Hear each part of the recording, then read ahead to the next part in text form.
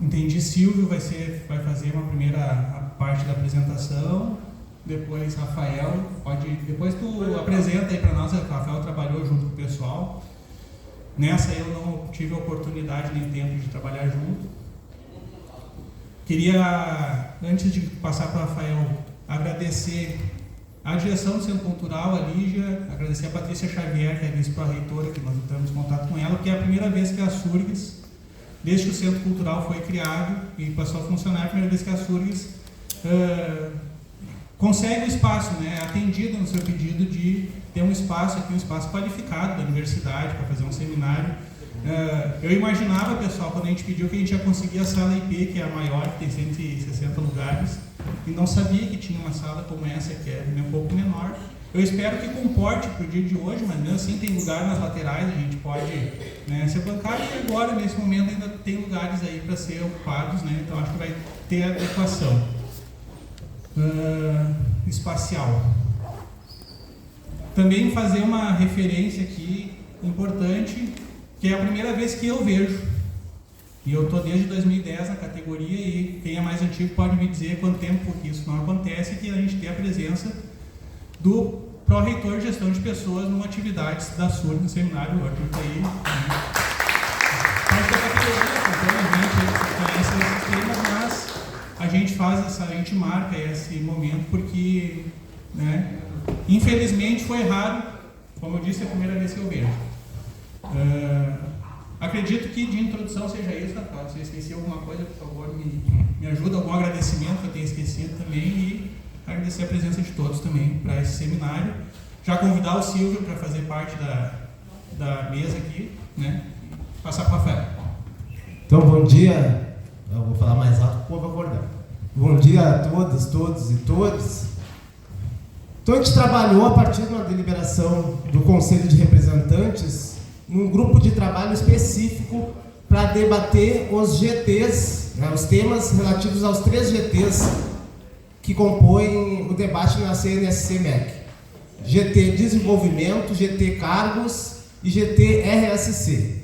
Fez parte do GT aqui da SURGS o Silvio, eu, a Maristela, o Charles, o Cauê, a Tônia, a Vivian, mais alguém? A Vânia. A Vânia não está presente aqui agora porque está no Encontro dos Aposentados em Brasília. Então, a partir de reuniões, né, debates no GT, a gente construiu algumas apresentações. A primeira apresentação, então, vai se dar com o Silvio Correia, sobre o GT Desenvolvimento, depois o GT Cargos, e estrategicamente o RSC vai ficar de tarde para todo mundo comparecer à tarde aqui também. Então, passando em seguida para o Silvio iniciar.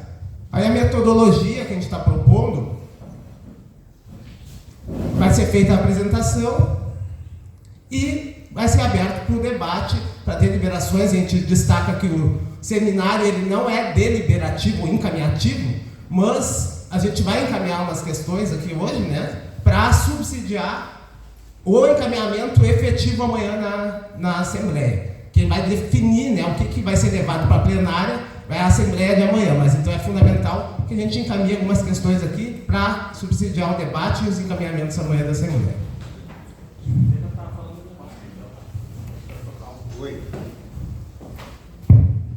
Oi.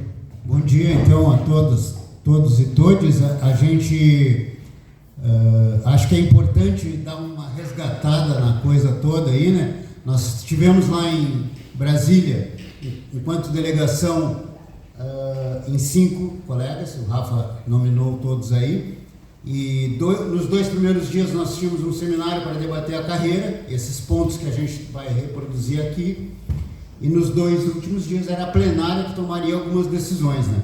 Então, para contextualizar, no primeiro dia do seminário, quinta-feira à tarde, a gente foi informado que o governo havia, a presidente da comissão havia chamado os membros da CNSC para informar que o governo havia retirado do PL, decorrente do acordo de greve, 4 pontos.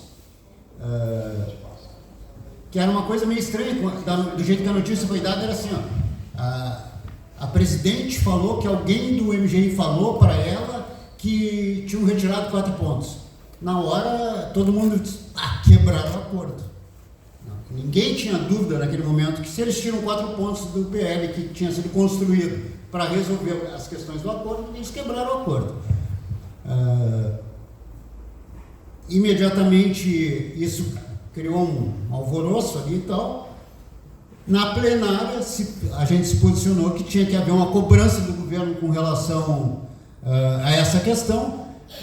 Rapidamente a Fazubra fez um ofício, daí começou um debate de ofício, assim, foi bem interessante. Rapidamente a Fazubra faz o ofício e rapidamente o governo responde no dia seguinte.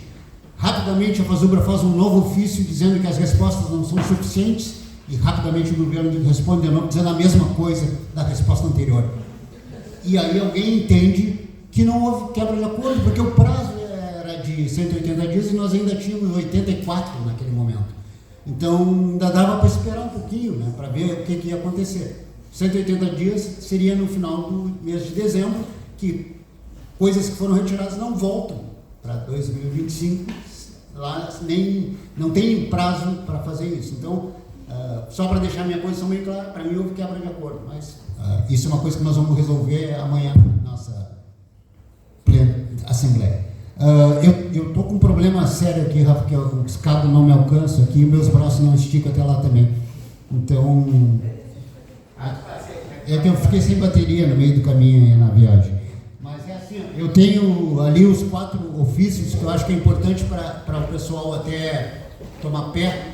A primeira cobrança da Fazubra é uma cobrança bem interessante, mas ela não é enfática. A segunda cobrança ela é pesada em cima do governo para que o governo se posicione. Então, tem uma mudança, inclusive, de forma de enfrentamento ao governo. Uma coisa bem... Tá, obrigado. Aí, eu fiquei com essa parte do desenvolvimento e vou dizer para vocês, é a mais fácil de todas da gente dar uma conversada, mas ela introduz um conceito que para muitos dos colegas pode não ser conhecido, que é o dos ambientes organizacionais. Né? Então, a ideia é que quando a gente fale disso um pouco, a gente possa... Nós tínhamos pensado em fazer um nivelamento de PCCTAI, mas é que o seguinte, não dá tempo. É muito conteúdo, mesmo para um dia, é muito conteúdo que a gente tem para discutir. Então, a coisa dos ambientes organizacionais, a nossa carreira se organiza em 10 ambientes organizacionais. Né? Oi? Tá. Aí isso é os netos. Ainda bem que uma vez eu vou contar uma enquanto eu tento sair aqui. Uma vez eu estava na plenária da Fazubra e antes de ir alguém me disse assim, nós vamos denunciar um diretor da Fazubra aí que está pegando dinheiro e não paga as contas da Fazubra. Aí depois alguém disse assim, velho, não denuncie, todo mundo tem rabo. Aí o troço meio que se acalmar e tal. Na hora que um colega aperta o botão lá para botar o computador que ele ia usar, uma foto dele em Cuba que ele não devia estar, entendeu? Porque a mulher dele é que era diretora da Fazubra. Aí terminou essa discussão. Resolveram. Não é o caso aqui, viu? Isso aqui é no sítio que não é da Surx. Não é. Mas esse mundo nosso ele é engraçado. Vamos se acostumando com essas coisas. Agora eu entro aqui e não acho nada que eu tinha, dá vontade de chorar, né? Peraí. O que eu fiz aqui, meu Deus? Ó. Tá aqui. Agora sim. E como é que eu me conecto na rede? Aí é aquela conexão da URC. Só aquela pública? Não, da URC, que conhece no meu aí? Eu tenho a do Juan, aquela também aqui. Aqui, ó. Tá. Foi.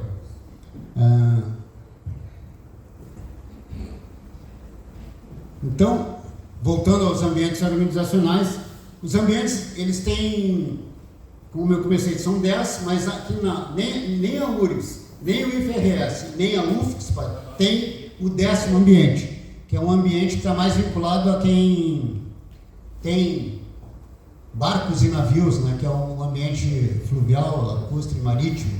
Bem interessante que na nossa carreira tem cargos que são específicos para esse pessoal que trabalha nessa área, porque quando a gente fez a discussão lá atrás, se deu conta que nós também tínhamos esses cargos, então eles teriam que ser contemplados no PCCETAI. Mas nós temos, aqui vou começar pelos ofícios, esse é o de 30 de setembro, tá? Ali estão os pontos, então, a regra de transição para capacitação, o reposicionamento dos aposentados, o reconhecimento de saberes e competências e o cargo amplo de auxiliar em educação. Aqui é a primeira cobrança. Aqui tem uma informação também que é interessante do ponto de vista visual, que são as 3 coordenadoras gerais assinadas. Porque a gente tem um outro documento assinado por só 2 que gerou uma polêmica nacional aí que já está vencido, mas que é importante se dizer que foi assinado só por 2 coordenadoras. E para não deixar no ar assim, afinal de contas, que documento é o documento que diz que o RSC é para todos, inclusive para os doutores, e isso diz que tem que haver uma alteração, né, em função dessa questão. Foi assinado só por 2 coordenadoras, depois elas sofreram um ataque vil, inclusive, de uma pessoa que é da base do Sinasef. Bem complicado o ataque. A gente na plenária acabou se posicionando que um ataque a qualquer coordenador é um ataque à Fazubra e que nós não íamos deixar isso passar assim tranquilamente. Aqui é a resposta, a primeira resposta, né? Aí eles vêm com os argumentos, né? Então eu acho que é importante a gente tocar nisso, eu acho que é fundamental até, né? Cláusula, a regra de transição para capacitação, primeira coisa que eles tiraram, né? A cláusula segunda ali, né, I do termo de acordo, a aceleração da progressão por capacitação se dará a cada 5 anos e as regras de transição serão regulamentadas pela CNS-MEC. Eu olhei uma hora e vi que a Tônia estava ali, então nós estamos com a representante, uma das representantes da CNS, a Tônia, né, está aqui com a gente. Tônia, se eu disser qualquer bobagem ou absurdo, tu pode ler. Só levanta a mão, não me xingue direto, levanta a mão. Tá. O projeto de lei a ser enviado ao Congresso Nacional em 2024 disporá sobre a matéria e remeterá para regulamento. Quer dizer, tiraram, mas eles dizem que não tiraram, entendeu? Porque igual o projeto vai dispor, só que tiraram do PL lá que já estava sendo negociado. B. O reposicionamento dos aposentados.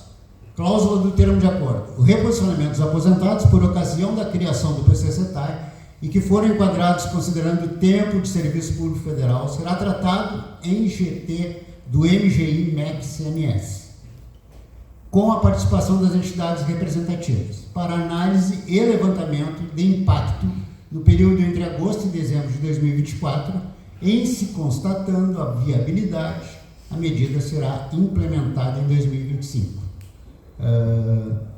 Eles estão dizendo aqui que o seguinte, tiraram, mas não tiraram, é só o GT continuar trabalhando ali que vai dar, se for constatada a viabilidade, né, vai poder ser implementado em 2025. Ou você prometer uma coisa, assinar uma coisa, infelizmente vamos voltar para esse assunto, né, o assodamento às vezes nos leva a cometer esses equívocos aí de assinar um acordo na corrida, a gente aqui não queria, mas fomos vencidos pela nacionalidade da nossa luta.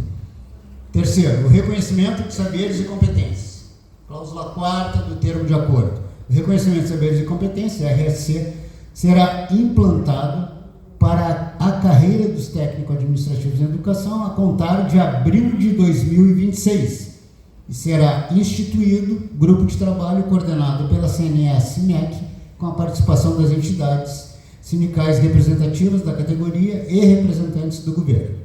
Justificativo. Necessária discussão do assunto em grupo de trabalho para posterior regulamentação conforme previsto no termo de acordo número 11.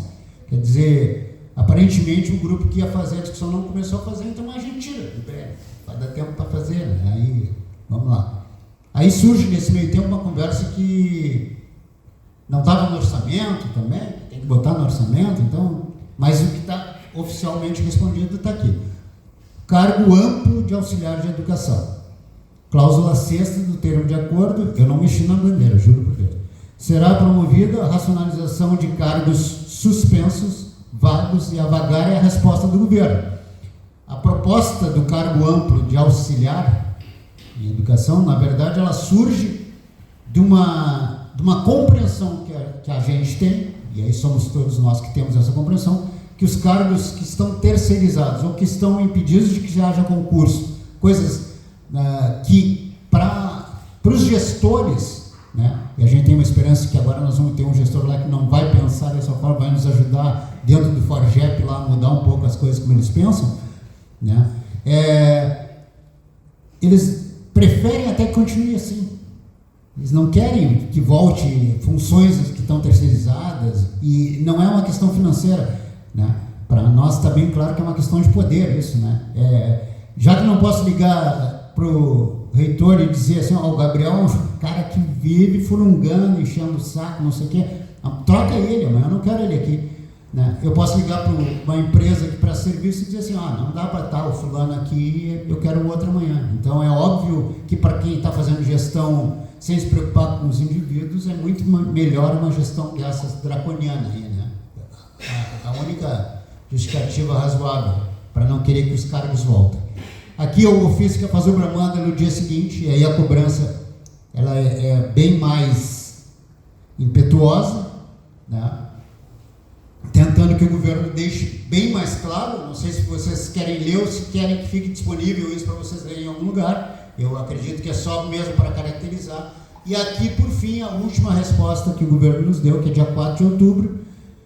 E aí, se vocês perceberem, eles basicamente dizem a mesma coisa, só que agora eles reproduzem o que eles fazem referência na resposta anterior. Então, eles recortam ali do PL, não, desculpa, do termo de acordo e colam aqui, para dizer, viu? Que nós estamos dizendo ali que não tem quebra de acordo nenhum. Na verdade, parece que tem uma preocupação de que a gente não entre nessa, de que houve a quebra de acordo. Acho que é legal ler depois, então, tá?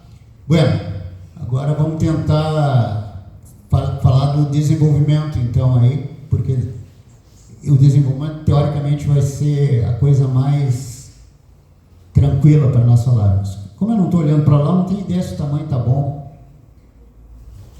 Assim fica melhor, eu acho, né? Tá. Bueno, a forma como foi conduzido lá foi o seguinte, que não, a gente já teve essa conversa com a Tônia, inclusive, não foi a melhor forma, mas foi a forma como as coisas foram introduzidas.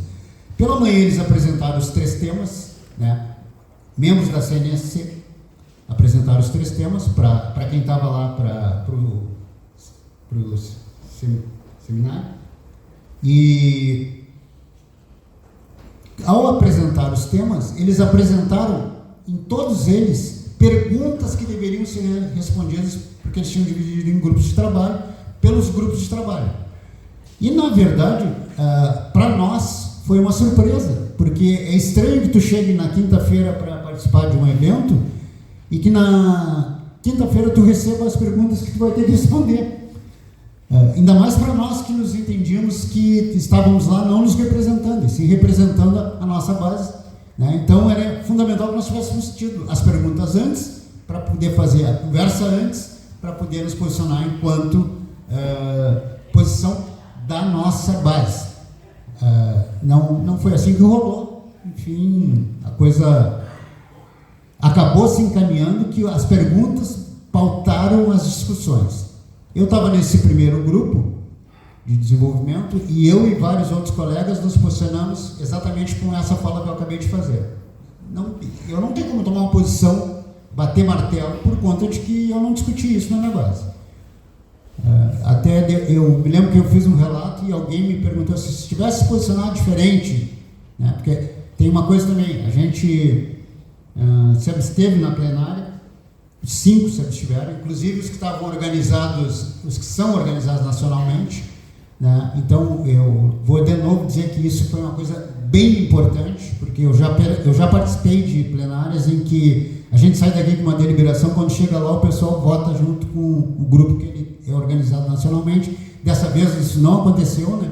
A gente manteve, e isso foi com relação à questão do RSC para o pessoal de doutorado. Não era uma questão de mérito ali, nós não estávamos discutindo isso, nós estávamos discutindo era a forma. Aquilo tinha que voltar para ser debatido pelas bases, e acabou sendo aprovado na plenária que ia ter e pronto. Então, por conta disso, a gente se absteve. E não mudaria em nada se nós tivéssemos votado de outra forma, porque a decisão já havia, que ruim dizer isso, já havia sido tomada, porque já tinham conversado todas as forças lá e já tinham decidido que ia ser daquele jeito. Então, só para deixar isso bem tranquilo também.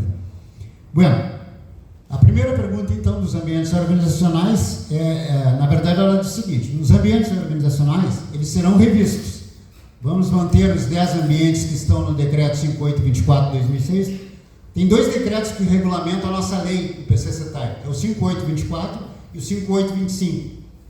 Precisamos criar algum ambiente organizacional. Então, vocês vejam bem, eu disse assim, a parte mais fácil e a mais rápida vai ser essa parte do desenvolvimento, mas não é fácil, não é rápido. Nós estamos falando assim de 10 ambientes e eles têm, cada ambiente tem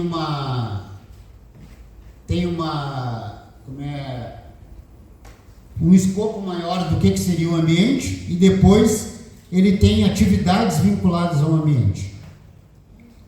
Graças a uma das vitórias dessa greve, a gente não tem mais o incentivo à qualificação de forma direta e indireta, porque isso também era uma confusão. Alguns achavam, por exemplo, e eu acho que até hoje tem gente que acha isso, que assistente em administração é um cargo que é do ambiente administrativo.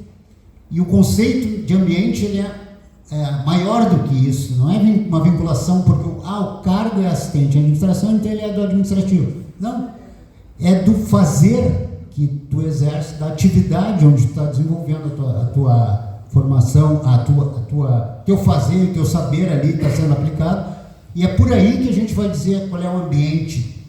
Não tem uma correlação direta de cargos e ambientes. Técnica e assuntos educacionais. Vai ser no ambiente, não, ele pode estar em qualquer um. É uma questão de locus de trabalho. Então é importante a gente conhecer esse conceito por conta disso. Eu tinha aberto o decreto aqui que era para mostrar para vocês com mais. Agora eu estou com um problema que eu não estou conseguindo nem abrir uma. Consegui. O decreto ele é interessante porque ele tem uma coisa, por exemplo, na URGS a gente nunca conseguiu avançar e eu acho que é bem legal. 5824. Aqui começa. Descrição do ambiente organizacional. Isso aqui não vai dar para ler, né? Tá. Gestão administrativa e acadêmica, envolvendo planejamento, execução e avaliação de projetos e atividades nas áreas de. Aí tem auditoria interna, organização e métodos, orçamento. Aqui é uma tentativa de acabar todas as áreas em que é possível estar se fazendo essa gestão. Por isso que é importante todos nós tentarmos tomar conhecimento e, com base no próprio fazer da gente e nas vivências que a gente tem, ver se não está faltando coisa, porque agora vai ser a hora da gente agregar coisas que, por exemplo, eu faço no meu dia a dia e que não está contemplado no ambiente. Tá, então aqui, eu vou... atividades nessas áreas. Aí vem uma lista de atividades, é óbvio que as atividades elas não encerram tudo que é possível ser feito, é óbvio, né? Até porque isso aqui é uma fotografia de 2006, né? O decreto foi feito em 2006, mas todas elas dizem uma frase que é bem interessante: outras atividades de mesma natureza. Então, teoricamente, a menos que eu considere que eu tenho um fazer que é muito diferenciado e é importante que ele esteja aqui, eu vou poder em algum momento dizer, não, para aí, isso é uma outra atividade, né, de mesma natureza. Então, todos eles prevêem essa possibilidade.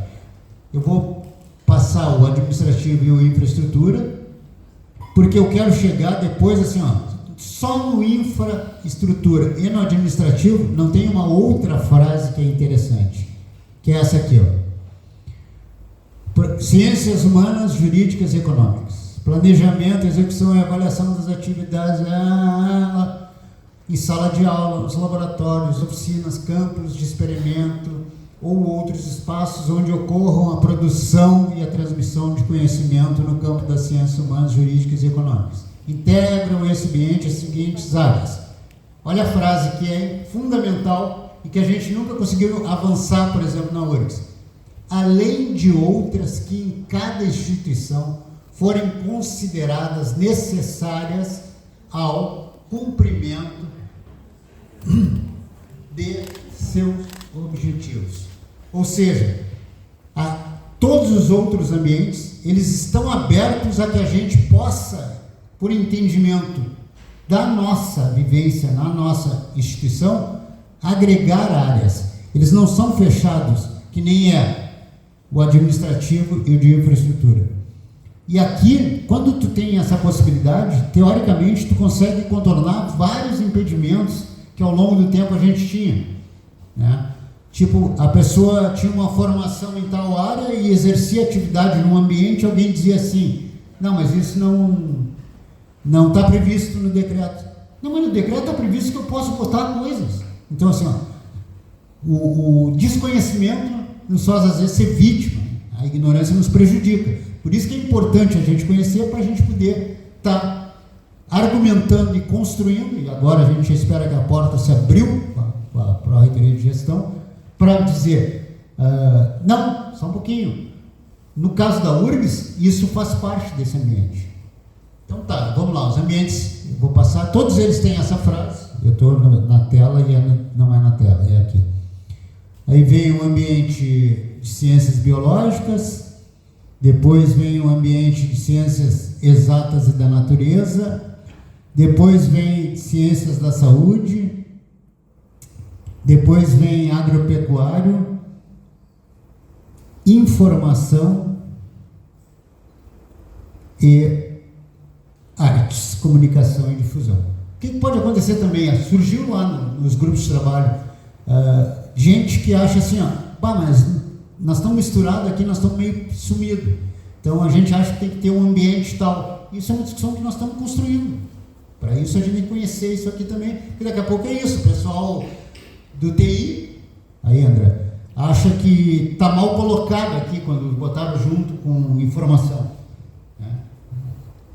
Então tem discussões desse nível, mas isso é uma discussão que a gente vai fazer entre nós aqui.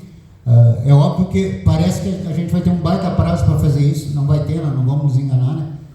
O prazo que a gente conseguiu mais ou menos ontem imaginar é que é dia 15 de outubro, então nós vamos ter que abrir uns formulários aí online e o pessoal vai ter que nos ajudar, né, para a gente poder tentar depois padronizar tudo isso. Bueno, voltando lá para a apresentação.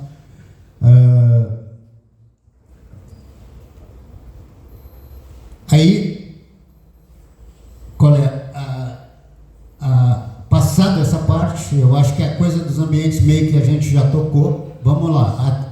Na atualização das atividades dos ambientes, o que será preciso corrigir para dar sustentação aos critérios do RSC? Aqui, basicamente, o que a gente está sugerindo é que a gente abra um formulário, né, para que as pessoas possam estar colaborando, porque a ideia é da construção coletiva. Então, não tem muito como a gente escapar disso. Agora, e aí, assim, a gente não teve muito tempo de conversar entre todos nós aqui, então tem umas coisas que eu sou obrigado a dizer. Eu enxerguei dessa forma, né? E uma das coisas que eu pensei é o seguinte: lá para o RSC, o Rafa fez uma apresentação extremamente pedagógica e didática, ali, muito boa. Tem uma parte assim que são diretrizes, mas depois tem uma parte que é atividades. Eu acho que partir do zero é uma loucura, pessoal. Nós temos, eu brinco, um cargo para cada dia do ano, são 365 cargos. Se nós vamos construir atividades para todos eles assim, então eu acho que já tem uma coisa mais ou menos trabalhada, que são os ambientes. Com as atividades, a gente agrega coisas que não estão ali, porque as que estão ali são do cargo, alguns dirão que não pode valer para o RSC, mas eu acho que é importante a gente ter alguma coisa de referência. Então fica só como uma sugestão, assim, para a gente dar uma trabalhada. Depois, no decreto 5825, esse decreto, que é um dos que regulamenta o PCCETAI, ele regulamenta os programas do Plano de Desenvolvimento dos Integrantes da Carreira, que é o famoso PDIC, né? Que, vamos combinar assim, que às vezes ele não avançou muito, né? A gente até tentou construir proposta, mas dependendo, a gente se preocupa com todo e às vezes o dinheiro só dá para fazer o mínimo, então também não tem muita cobrança da administração, embora eu sempre tivesse uma certa má vontade de fazer para todos, mas vamos lá. Aí uma das preocupações, né, do programa de capacitação, com certeza a maior preocupação a nível nacional inclusive, é a liberação dos técnicos administrativos em educação para fazerem mestrado e doutorado estrito sensu. Essa é a grande reivindicação. O Rafa, eu tinha escrito isso aqui, depois o Rafa até me chamou a atenção, né, que no projeto isso estaria resolvido, né, com o seguinte parágrafo, que é: a liberação do servidor para a realização de cursos de mestrado e doutorado no país ou no exterior está condicionada ao resultado favorável na avaliação de desempenho. E aí parecia assim, que bom, né? Porque se tu tiver resultado favorável, tu vai ser liberado. Como eu não acredito em coisa muito assim, né? Embora mesmo estando ali no PL, eu ainda fiquei com uma certa preocupação. E me lembro que lá no meu grupo surgiu, e depois vocês vão ver ali nos consensos, eu prometo que já está terminando, um colega disse assim, na real, o único jeito disso funcionar é se tu tiver uma equipe itinerante, porque senão sempre vai ter aquela desculpa dizendo o seguinte: mas o Silvio trabalha sozinho no setor dele e ele é imprescindível para a universidade, ele não pode ser liberado para fazer mestrado ou doutorado. Aí não é o fato do Silvio ser bem avaliado na avaliação de desempenho que vai garantir que ele seja liberado. Não, isso não vai, porque eu posso ser super bem avaliado e dizer, mas igual ele não pode sair, porque é só ele que faz. Então, a gente tem que ter um outro mecanismo que nos resolva com isso. E a proposta desse colega, que não deve ser só uma proposta dele, porque ele é da UFRN, e para quem não sabe, a presidente do FORGEP. O FORGEP é o Fórum de Gestores de Gestão de Pessoas, tá? Que é um órgão da Andifes. Aí ele propôs isso porque ele e passou inclusive como consenso. Então eu também acho que a gente tem que garantir que todos tenham. E daí, para mim, virou uma coisa fundamental quando diz que é baseado na avaliação de desempenho. Sabe por quê? Porque a avaliação de desempenho também pode ser tendenciosa. Também pode ser porque eu sou amigo do Rafa, que eu me dou bem na avaliação de desempenho e ele sabe que eu quero sair. E também pode ser que eu seja inimigo do Rafa, que eu me dê mal e ele sabe que eu quero sair e eu não posso sair. Então também não tem garantia de nada a avaliação de desempenho. Então a gente tem que estar muito atento nessa questão, porque ela deverá forçosamente vir a ser minimamente regulamentada internamente. E aí nós vamos ter que estar bem atentos para esses regulamentos internos. Né? Minimamente. A gente tem a garantia que é baseada na avaliação de desempenho. Mas todo mundo vai poder sair junto? É óbvio que não. Aí nós temos assim, gente que diz, quem tem que sair é quem tem tempo para ficar na URGS, né? Porque olha bem quanto tempo ela vai aproveitar o doutorado, o mestrado do servidor. E tem gente que diz, que nem eu, já vou levantar minha bandeira, tem que ser para quem está mais perto de se aposentar, né? Afinal de contas, é o cara que está saindo e se ele não fizer agora, não vai fazer mais. Bom, mas aí é uma outra conversa. Nós vamos, de repente, nem vamos ter essa conversa tão cedo. Bueno, e aí eu tinha cometido um erro aqui, que é assim, eu faço questão de dizer que o Rafa me corrigiu a tempo, que eu dizia assim, surgiu também assim, bom, antigamente nós tínhamos pelo menos o afastamento parcial. Era melhor do que essa coisa que agora tu não tem afastamento nenhum. Aí eu disse, quem sabe retoma o afastamento parcial. Se tu der a opção pro chefe para parcial e integral, ele vai dizer o que é. Parcial a gente consegue para ti, te vira agora, trabalha que nem um louco, faz doutorado também e vamos tocando. Então, na verdade, está aqui, mas eu vou tirar, tá? Essa retomada. Aí, tocamos. Aí vem uma coisa que para mim sempre foi complicada, porque me tocou falar disso, que é o dimensionamento de pessoal. Eu pessoalmente, todo mundo aí que já conviveu com a gente sabe que eu tenho uma resistência a esse dimensionamento, porque eu tenho uma resistência a transformar pessoas em algoritmos, e tenho uma resistência a imaginar que nós vamos fazer uma conta e alguém vai dizer assim: olha, tem gente demais no centro, gente de menos no vale, então escolhe aí 3 que vão ir para o vale. Então, eu acho assim, vai ter que ser feito, é um instrumento do plano, está lá desde que o plano foi criado, com certeza é um instrumento de gestão necessário, mas o que eu acho que é importante é a gente ter a preocupação de considerar a pessoa, né? A vida que ela leva, a forma como ela hoje já se desloca para o local de trabalho, porque tem muita gente que foi morar para o lado do Campos do Vale, em Viamão, por conta de ser no Campos do Vale. Então, dizer hoje que o cara vai ter que vir trabalhar aqui é uma coisa que às vezes vai mexer com a vida das pessoas. Então, eu não vou dizer que não se faça, mas eu acho que se fizer, tem que humanizar essa questão. Bueno, então vamos lá. Assim, ó. Agora, estou eu de novo na tela. Aqui. Do seminário mesmo,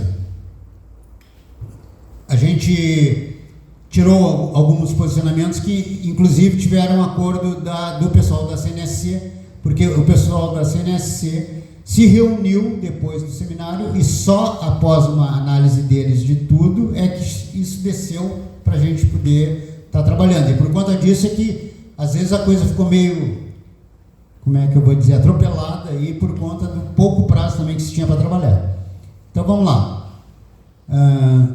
Cobrar das instituições a implantação do plano de desenvolvimento dos integrantes da carreira com os 3 programas já instituídos, conforme a lei.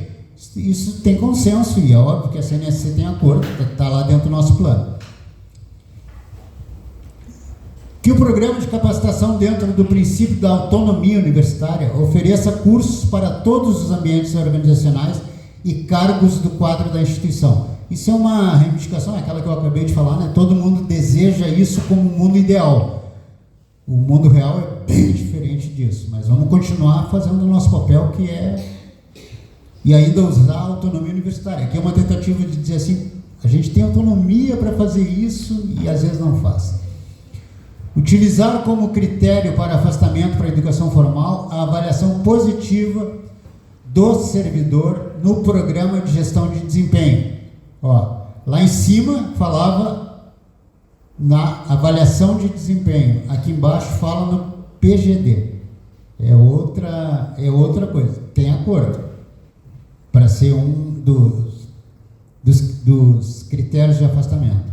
Excluir do decreto 9991. 9991 é um decreto sem vergonha da época do Bolsonaro, que colocou todo mundo dentro de um mesmo universo para capacitação e coisas que nós temos decretos específicos, né?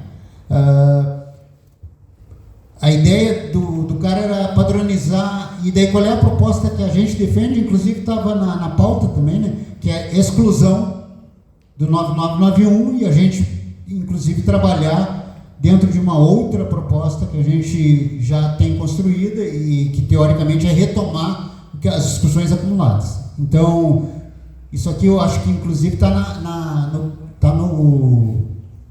no termo de acordo, e eu andei lendo, acho que está até no PL, essa coisa do 9991, não. Tônia, me ajuda? A exclusão do 9991, tirar o PCCETAI. Eu não sei se eu falo sobre alguma questão. Não fala, só me responde, me ajuda.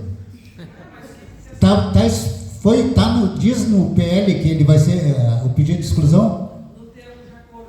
No termo de acordo, porque eu me lembro que eu li no termo de acordo, é por isso. Não, é que eu quero terminar logo isso aqui. Tem 2 caminhos para trabalhar isso, mas aí depois eu conheço. Isso. Só para que eu quero terminar.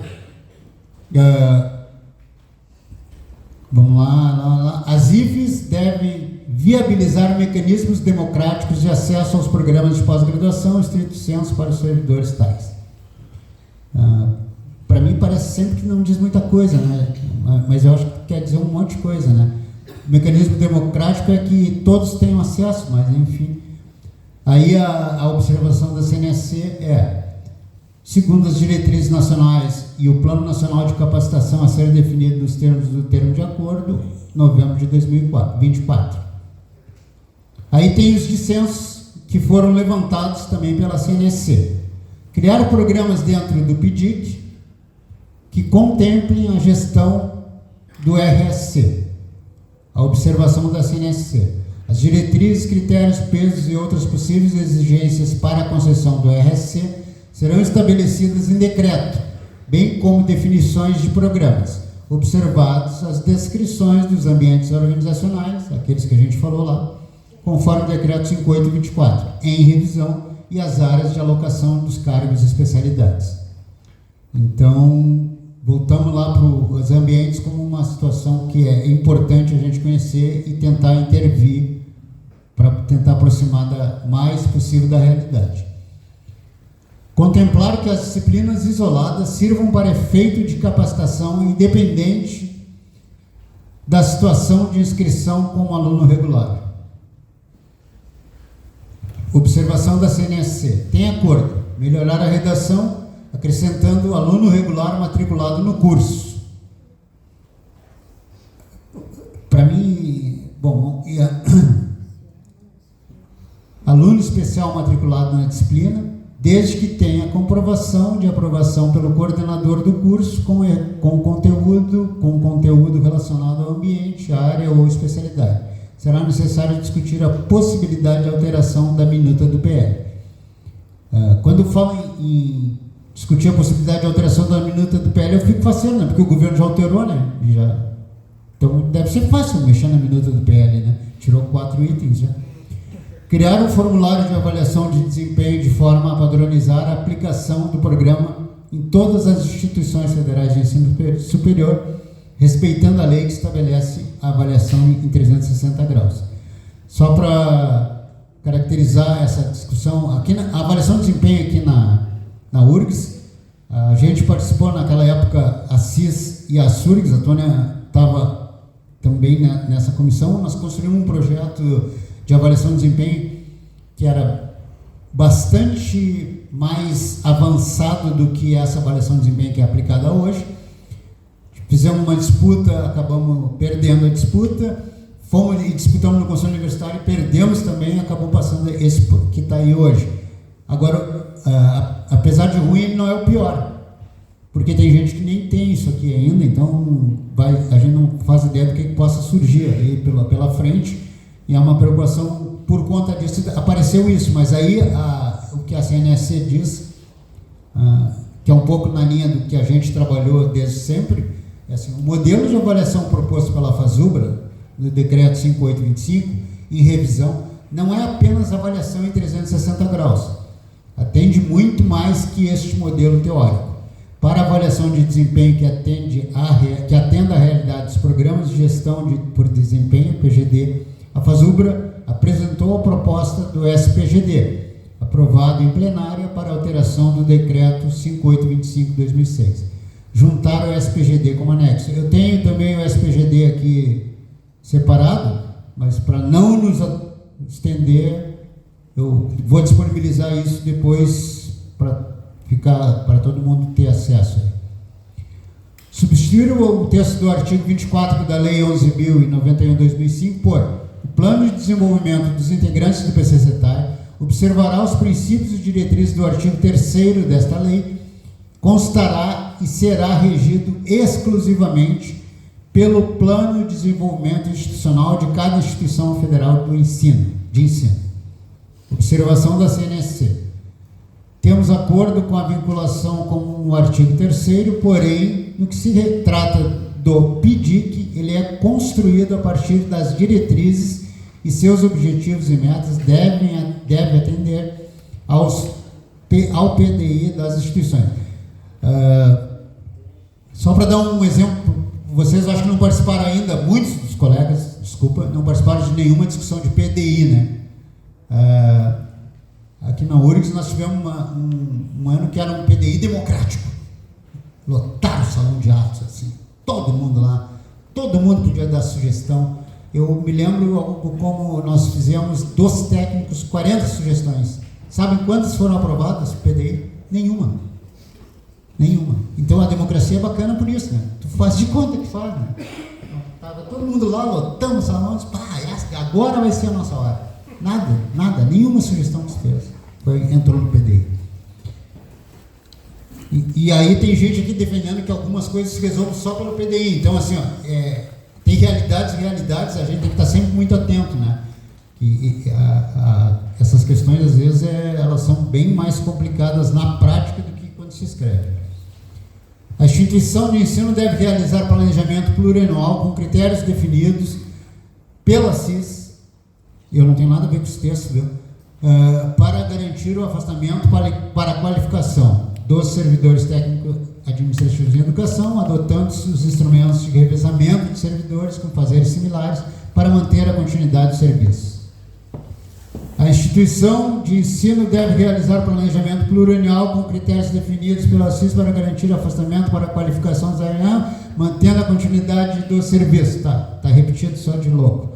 Os ocupantes de cargos do PCCETAI sem prejuízo dos afastamentos previstos na Lei 8.112, que é o RJ1, poderão afastar-se de suas funções, assegurados todos os direitos e vantagens a que fizerem jus, para participar de programa de pós-graduação estrito sensu e de pós-doutorado, independentemente do tempo ocupado no cargo ou na instituição. Isso aqui era para resolver uma questão que era assim, o pessoal do estágio probatório tinha uma norma que era só depois do primeiro ano que podia se afastar, né? Então, por conta da reivindicação que surgiu, a ideia é o seguinte, não interessa o tempo que tu falar, tu pode sair para... E qual é a desculpa? Os professores fazem isso, né?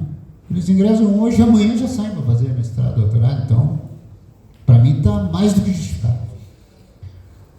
Observação da CNSC. A Comissão Interna de Supervisão da Carreira tem atribuições definidas no parágrafo 3º do artigo 22 da Lei 11.091/2005. Cabe à CNSMEC definir critérios nacionais, de modo a garantir equidade entre as instituições. Tem acordo quanto à criação do planejamento plurianual, sendo que as diretrizes são nacionais. E nossa avaliação é que as comissões internas de supervisão, CIS, da carreira, devem participar de todas as discussões que envolvam a carreira. Porém, o papel institucional da CIS não é ser um órgão que elabora e ou executa as políticas de gestão de pessoas, em especial as de desenvolvimento. Atuando como unidade de elaboração e ou execução, assistiria de se autofiscalizar, perdendo um importante papel na defesa dos direitos dos servidores e servidores. Eu acho que é importante para fazer um parênteses, né, porque cabe ao fim, eu também estou na CIS, né? A gente nunca conseguiu avançar muito no que a CIS efetivamente pode fazer aqui na URGS por conta de um ranço de que a gente está querendo fazer o que o RH faz. Então, historicamente, isso foi uma relação conturbada que agora a gente percebe que vai ser possível avançar. Inclusive, nós nunca tivemos o nosso regimento interno aprovado, porque daí fica uma situação melhor ainda, né? Porque a gente é uma instância institucional, mas não está previsto no organograma da URGS. Não, aí, dependendo, quando tu vai pedir alguma coisa assim, mas vocês são vinculados à Comissão Nacional de Supervisão da Carreira. Aí, dependendo, vocês são vinculados lá, vai lá e fala com o Arthur lá na Progesp. Isso aí é no gabinete. Então, é uma festa, né? Então, uma das coisas que nós tratamos ontem na nossa primeira conversa com o Arthur foi que nós queremos tocar o regimento para ver se a gente consegue definir mais claramente os papéis. Aos servidores de que trata o caput, poderá ser concedido o afastamento para a realização de programas de mestrado e ou doutorado, independentemente do tempo de ocupação do cargo. Qual é a observação da CNSC, então? Quanto ao parágrafo, a CNSC tem acordo em relação ao tempo de ocupação do cargo e já está garantido na minuta do PL. Entretanto, entende que a avaliação positiva, pelo menos em uma avaliação, é um critério importante, tendo em vista que o servidor poderá se afastar ainda durante o período probatório. Assim, evitaria que o servidor, ao tomar posse, já se afaste e aquele que tem mais tempo de serviço poderia não se afastar. É a observação da CNSC. Deixa eu ver. Terminei, olha, viu? Foi meio mais rápido até que eu pensava, sem saber quanto tempo eu levei. Estou me fazendo aqui. Charles, acho que agora eu vou contigo. É isso? Tá. Fecho aqui tudo, meu, posso. Desculpa. Olha que legal, né? Eu adorei isso. Eu falei, não perguntei se alguém queria falar, né? Até já tem uma pessoa inscrita que é Antônio, eu sei. Vamos lá, pessoal, desculpa. Obrigado, Charles. É que eu tô preocupado com o tempo que eu... Vai, André. Eu tenho só uma dúvida, que tu falou da data de 15 de outubro antes, hoje é 15 de outubro, que era para responder, para a gente dar um encaminhamento, isso seria... Não, desculpa. Qual foi o prazo de verdade que nós tiramos ali? Não, a gente falou em 15 dias. Né? 15 dias. É a confusão, tá? Perdão. Tá. Tônia? Eu queria, primeiro, se o pessoal vai fazer algumas questões e considerações, eu queria colocar à disposição para elucidar, no caso necessário. Mas, primeiro, eu quero falar sobre a questão do rompimento. Eu acho que tem um entendimento assim, bem claro dentro da FASUBRA e de consenso, né, que a questão do RSC ser previsto, mesmo que de uma forma genérica, é rompimento de acordo se não prever. Outra coisa é o que já estava colocado no termo de acordo, que o seu detalhamento sim será regulamentado em decreto, porque a implantação mesmo é só em 2026. Então, a desculpa de que não tem a repercussão financeira não existe, porque ela precisa ser, para 2026, tem que ser prevista em 2025. Então, para nós, é claramente. Se não colocar, nós temos reunião agora, dia 29 e 30, da Comissão Nacional MEC Oficial, né? E hoje tem uma reunião com o MGI, daquele grupo que eles não criaram, dos dados que não entregaram e que foram cobrados, sobre a questão dos aposentados, das pessoas que querem vir para o PUCRICE e da questão da jornada 12 por 60 horas. Que são questões que estão previstas no termo de acordo, que tudo que teria repercussão precisa passar pelo MGI. Então, nesse sentido, só não fizeram o grupo, né? Em tempo hábil, não forneceram os dados, que não tem como a gente trabalhar sem isso. Em relação a não constar a questão dos aposentados no termo da lei, também é rompimento, em que pese que está colocado que vai examinar a viabilidade financeira. Mas aí não fornece os dados, então está sendo inviabilizado por eles, que se viabilize, pelo menos para avaliar. Então, a outra questão de não prever a transição para a aceleração por capacitação, né, por progressão por capacitação, porque aí houve uma mudança, aí já vou fazer uma avaliação pequena, onde eu acho que a gente sai perdendo, porque nós saímos do interstício de 18 meses para o interstício de 5 e 5 anos. E o governo não colocar na lei, quando tem que implementar em janeiro, da onde conta esse interstício, e colocar que para o mérito ele coloca, e para outra figura que é a aceleração por progressão não, vai dar no quê? Vai dizer, nós vamos definir depois no decreto. Aí vai terminar, porque o prazo é dezembro, os critérios saindo talvez só lá, e talvez haja divergência do que estava sendo proposto. Certo? Mas ali tem que constar, pelo menos tem que saber da onde eu conto os 5 anos do meu ingresso na carreira, ou da última progressão por capacitação que eu fiz, e o que eu considero. Eu acho que se a engronha é o que eu considero de atividades, porque estava trabalhando-se na ótica de que qualquer pudesse ser usada, mesmo as que a gente já usou para progredir no PCCETAI e usou para se posicionar nesse. Eu acho, mas isso não nos foi dito, né? Porque a gente não teve a conversa, como disse o Silvio, né? A Jussara falou que o MGI falou, entendeu? Agora está oficializada ali as respostas. E o único que eu acho que nós não temos garantia, mas devemos insistir por uma questão de posição, mas aí também é a minha posição, é a questão do amplo no auxiliar, no C. Porque realmente o que foi assinado no termo de acordo era, né, a racionalização dos cargos com concurso suspenso, das vagas dos cargos e das que vierem a ocorrer em cargos amplos. Não disse se era 1, 2 ou 3, não disse se eram 5 amplos, se era 2. Então, assim, se eles fizerem só em 2, romper não estão. Mas há uma divergência clara que desde o início que a gente colocou, o MEC se posicionou, o FORGEP se posicionou, que é contra a recuperação de fazeres, porque a gente queria, efetivamente era isso. Não, aí é outro debate, que aí os cargos vai colocar, não vou me entrar, tá?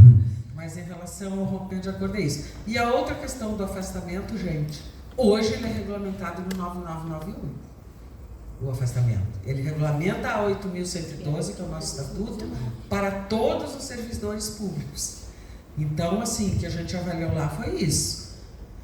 A gente sair, só nós completamente no 9991, é isso que está em disputa, e aí nós vamos ter regras de afastamento diferentes, de todo o conjunto, inclusive dos docentes, e aí vamos pôr no 5825, que é o nosso. Não sei se a gente vai conseguir isso. Estando no 9991, está previsto que tem que ter processo de seleção para um percentual X para afastamento, e a gente concorre com os docentes. Né? É óbvio, dos servidores. Então tá, gente, eu já me estendi demais. Ô, Túnia, só para... Me lembrei de uma coisa aqui, ó, que eu acho que é legal, porque na última resposta deles, tu viu ali, ó, o compromisso é aquele que tu falou. Aí, este compromisso está mantido e constará do projeto de lei em elaboração, com a criação de 2 cargos amplos, um de nível intermediário e outro de nível superior. Cargos de nível auxiliar estão extintos e não serão recriados. Eles afirmaram e bateram o martelo. Né? Nós podemos fazer como luta política de continuidade. Né? Esse ponto eu acho que é complicado a gente não romper o acordo. Vamos fazer de 3 em 3? Podemos fazer. Podemos? Quer que eu cuide o tempo também? Não, eu cuido do tempo, só vou informar a verdade, como está com o microfone para falar. Eu estou só com o Fala Garoto aqui.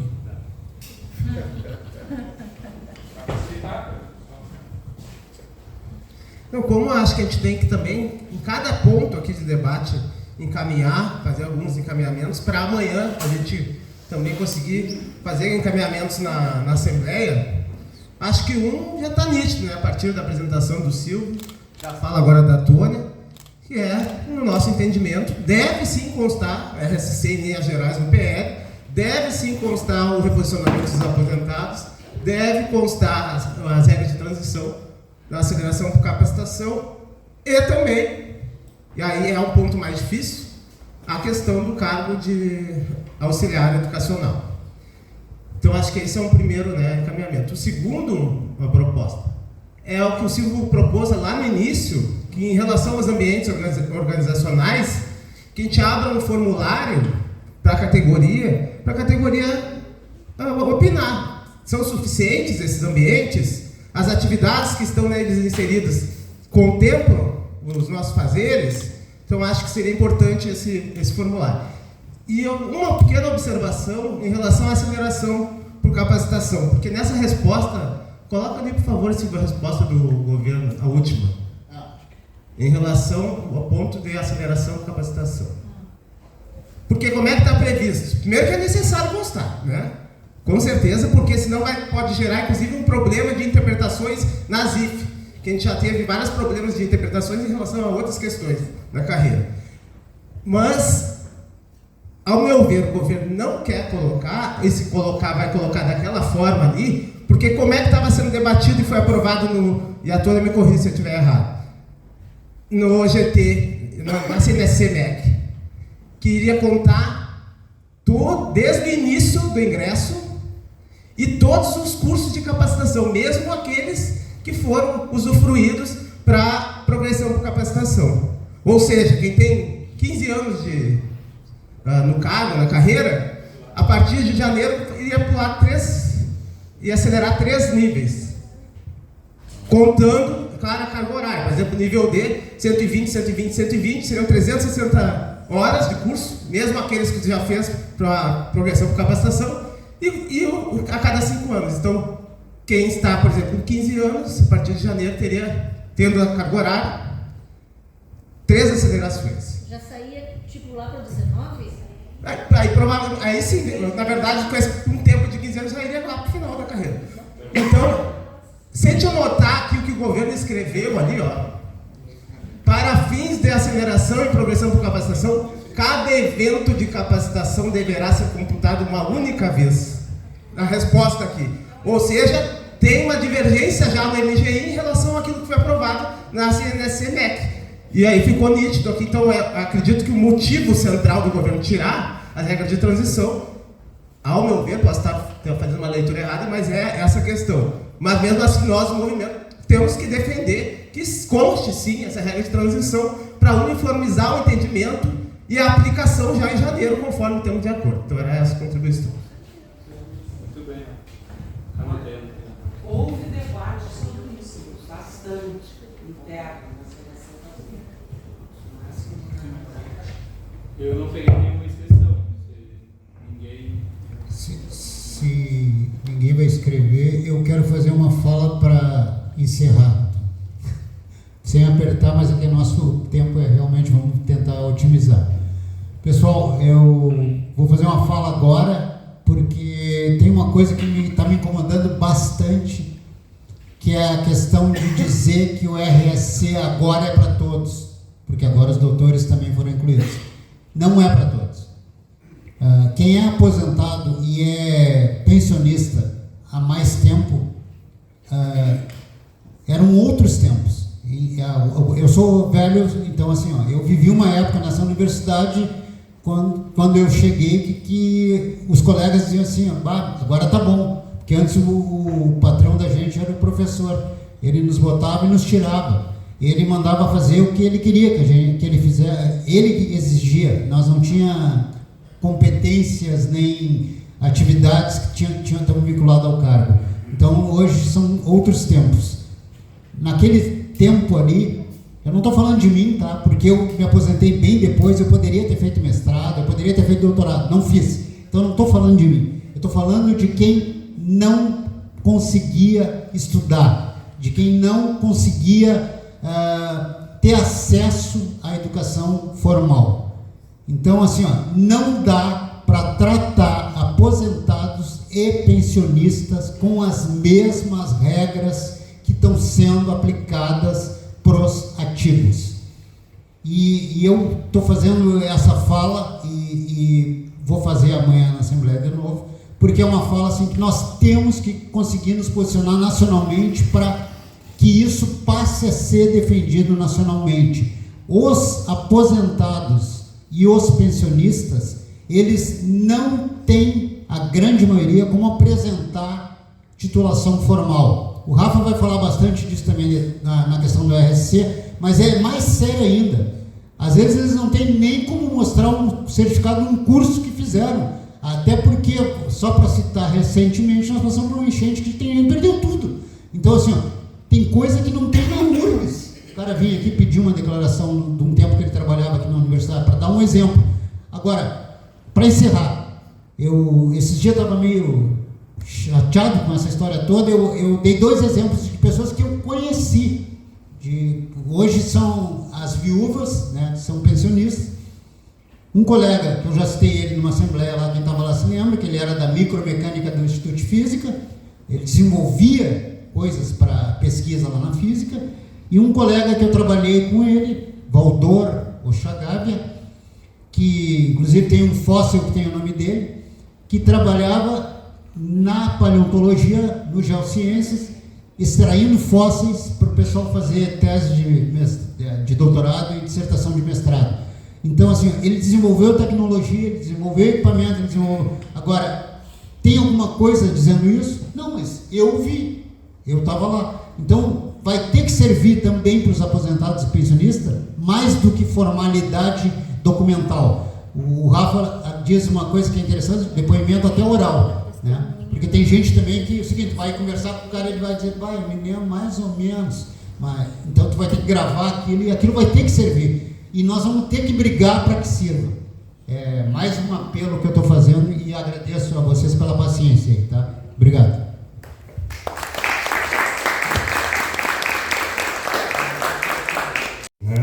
Transparente. Primeiro, foi citado pela mesa a questão da participação e da abertura dos espaços. Acho que fique registrado que vai ser sempre assim durante essa gestão. E eu queria fazer alguns comentários a respeito do que foi apresentado, mas também sobre algumas questões que são importantes para nós. Ontem mesmo o Assis fez algumas reivindicações com relação à gestão e com relação a demandas bastante antigas aqui da categoria. E imediatamente depois da reunião com a Assis, onde foi trazida a questão sobre o assédio no trabalho na URGS, nós fizemos uma excelente reunião com a Progesp e com setores aqui da universidade que estão participando de um fórum e que estão tratando desse assunto. Vai haver o lançamento do fórum agora em dezembro, e o Pedro, vice-reitor, sugeriu que as entidades sindicais participem de um GT para construir o plano de gestão com relação à questão do assédio. E assim, nessa gestão a gente vai ter data para finalizar as coisas, para elas não ficarem esquecidas. Então, até fevereiro, quando a gente precisa terminar o plano de gestão para 4 anos, as entidades, não somente as SURGs, vão participar da construção desse plano. Sobre a questão que foi trazida aqui, dimensionamento de pessoal. Sim, a Progesp vai fazer nessa gestão de dimensionamento de pessoal, que inclusive está em planos de gestões bem anteriores, há muito tempo atrás. E eu tenho certeza, Silvio, que a gente consegue fazer dimensionamento de pessoal sem ser com um algoritmo mandando na gente. Mas nós fazendo todo um trabalho humanizado e em cima, né, das metas e dos objetivos da instituição, que podem, inclusive, e devem, junto com as necessidades e os interesses individuais do servidor e das equipes de trabalho, se juntar e possibilitar também, e principalmente, algumas questões que hoje estão represadas. Até a mobilidade interna, que hoje está muito represada, pode ser facilitada com o dimensionamento de pessoal, né? Porque tem servidor há milhares de anos tentando sair do vale e vir para o centro, sair do centro e ir para a saúde, sair da saúde e ir para outros lugares, e a gente sabe o que represa. Então, o dimensionamento de pessoal pode ajudar, e pode ajudar mais, pode ajudar e deve ajudar a gente construir equipes de trabalho. Porque se por um lado a gente tem que se preocupar bastante com aqueles setores que tem só um servidor, nós também temos que se preocupar a existência desses setores com só um servidor, porque isso leva ao adoecimento. São pessoas que não podem tirar férias, são pessoas que nunca podem. Eu sei porque eu trabalhei em unidade acadêmica, tem colega que trabalha em pós-graduação no Sucupira, um setor só, e aí nunca pode sair. E para concluir, acho super importante a atenção de todo mundo sobre RSC. Por quê? Eu vou dar uma opinião aqui que um monte de gente vai querer me bater, mas eu não tenho medo de dizer isso. Acho que a origem e o conceito de RSC é uma questão importante, porque já diz nas 3 letrinhas: reconhecimento de saberes e competências. Por que ele foi construído lá atrás? Para ajudar docentes e depois técnicos que não tinham acesso à educação formal. Né? Como o Silvio sempre lembra, aquela pessoa que trabalhou nos anos 90 e que construiu a pipeta diferenciada para o laboratório, etc, etc e tal, isso é um saber e uma competência. sem a educação formal. Eu acho que a gente entrou num debate que juntou duas coisas e a gente está num meio de caminho que é uma mistura de gratificação com reconhecimento de saberes e competências. Então eu vou ser bem claro aqui, eu acho que tem que cobrar o RSC, eu acho que deve cobrar o RSC, mas lá atrás a gente já via problemas sobre a questão do RSC, porque o governo sempre disse, não vai ter para aposentado, não vai ter para aposentado. Talvez, mas a gente não vive do talvez, né? Se a gente dissesse claramente, a gente quer uma gratificação, né? Ao invés de dizer RSC, fosse talvez até mais fácil que a gente tivesse conseguido para os aposentados. Agora tem que batalhar até o fim. Isso sempre foi valor da nossa categoria. Isonomia. O que serve para os da ativa tem que servir para os aposentados. E o que serve para um nível de classificação, no sentido amplo, também tem que servir para todo mundo. Não pode ter ali o fulano que não pode. Agora, claro, tem casos e casos. Nós vamos, inclusive, no PGD, ter casos onde que nem todo mundo pode, né, funcionar de uma forma ou funcionar de outra. E aí nós também vamos precisar da categoria para debater. Não podemos ter medo de voltar atrás nas coisas que a gente errar, porque a gente erra. A gente não pode achar que a gente sempre acerta.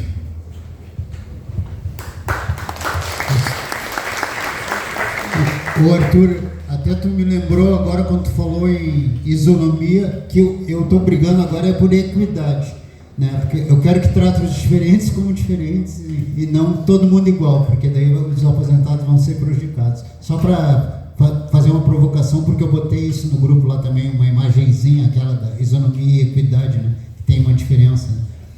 Né? Então tá, passo para vocês isso.